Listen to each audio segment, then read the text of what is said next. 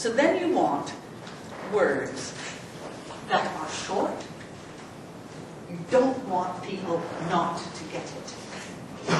Like short words, and you need words that aren't phonetically consistent, because then you don't, if they're phonetically consistent, you don't know if they've sounded it or if they've got a picture. So it has to be a word, and there's lots of really short ones in English, which you cannot sound out unless you've got an advanced degree in language. So that's what you want to do. So you've got them set up making pictures in their heads and being fairly confident they can get them back and see how they're arranged, and you've made sure they've got a good feeling. So now what we want is we want that good feeling back. So you get that good feeling, and turn it up a little bit. It's just a short word. So notice you're going like, this is going to be easy. Just a short word. So just turn it up a little bit, just enough that you can do a word like this. And I actually, notice I've set this up wrong, so I need to be further back here. So who can tell me what this word is? Months. How would we use that word? What kind of sentence can it go in? Stories. All right, so how would Once upon a time. Once upon a time, all right? So you could go once, I once used to be useless at sport, but now I'm really good. So you want to put it in a couple of different words, different sentences, different uses, so that you're trying to go, that word you know in your head that goes in these situations, this is that word. So they can start connecting that already. So this word is once upon a time, or, I only hit him once. Which is probably not very good. And no humor's dead good, all right? Because you keep that, you've already got some kids that are going, oh, spelling, what's going to happen? So if you can put in a funny sentence or something that keeps that relaxed. So holding that good feeling, what I want you to do is to keep your heads facing forward and let your eyes follow the word. So we've got the word over here, up and to your left. So when I turn it away, somehow you can still keep it up there to the left. So that when I put it back, you can go, oh, that word I've got is the same as the one that Cricket's on. So when I turn it away again, you can go, oh yeah, I have that word in my head. And then check it once more. Is that definitely the word I've got in my head that says once? So when I turn it away, can somebody tell me the letters from the beginning of the word? All right, is she right? Yes. All right, and you keep asking that, because that means no matter who volunteers, the rest realize they have to check in their head and follow the letters themselves, so they're actually having to practice it. Now, is there anybody who thinks they could start with the last letter and tell me letters from the end of the word to the beginning?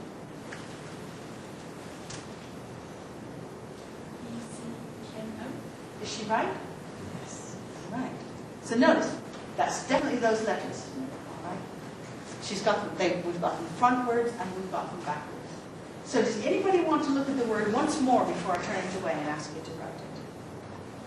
And there will be some people who will. All right, so then can you write that word down?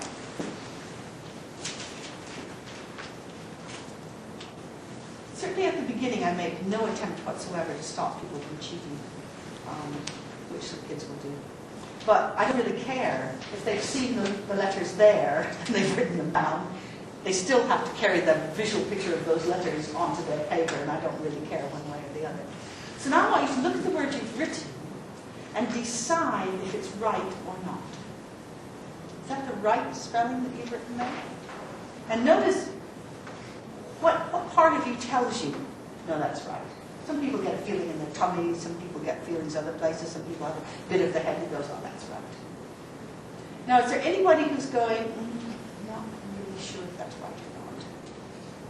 No, everybody's quite sure. So what I want you to do is to look at the word you've written and just check the letters. So check the first letter, is that the one you've got? If it is, put a tick over it. Yes. And is that second letter the one that you've got? If it is, tick it and say yes. A bit louder.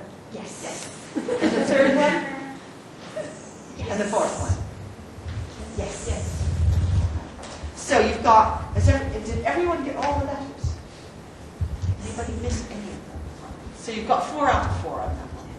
I think it's kind of important. It's a bit sad, I think, that you only get one letter wrong and the whole word gets marked wrong. Actually, you've got 3/4 of it right.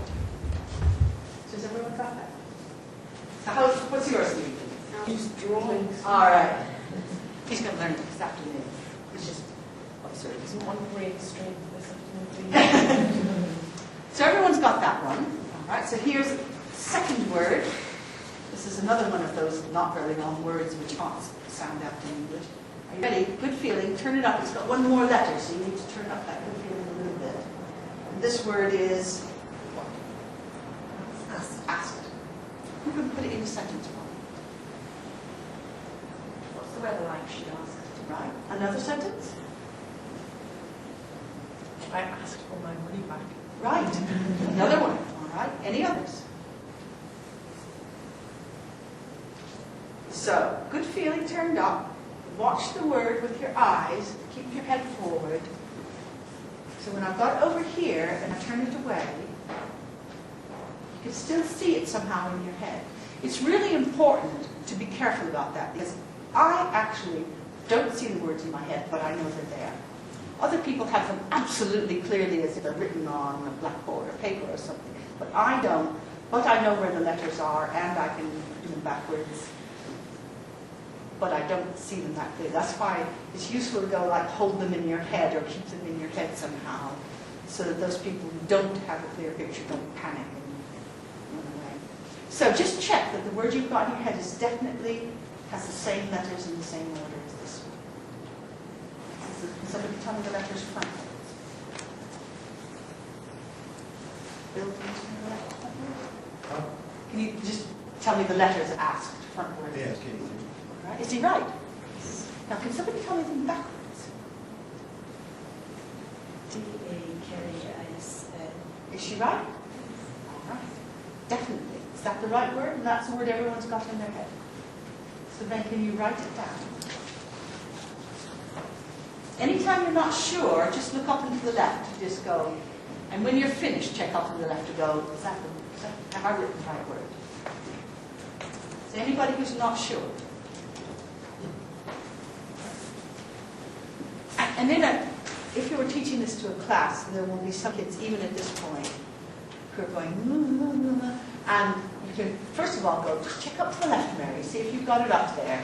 Have you got the word up? And they'll go, no, and you go, fine, here it is. It's like, not try harder or any of those kinds of things. You go, oh, here it is. And sometimes I'll go, just copy the letters down from there. You don't want them to do it wrong. That's what's most important about it.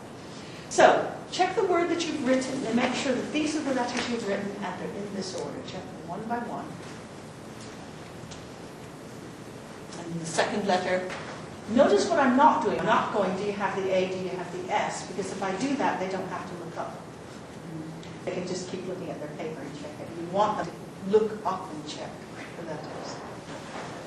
Just know where the word is and check it. So has everyone got all those letters? Anybody who's not got any of the letters yet? Anybody who's not sure about their word? Got that? So that's 5 out of 5, so that's 9 out of 9.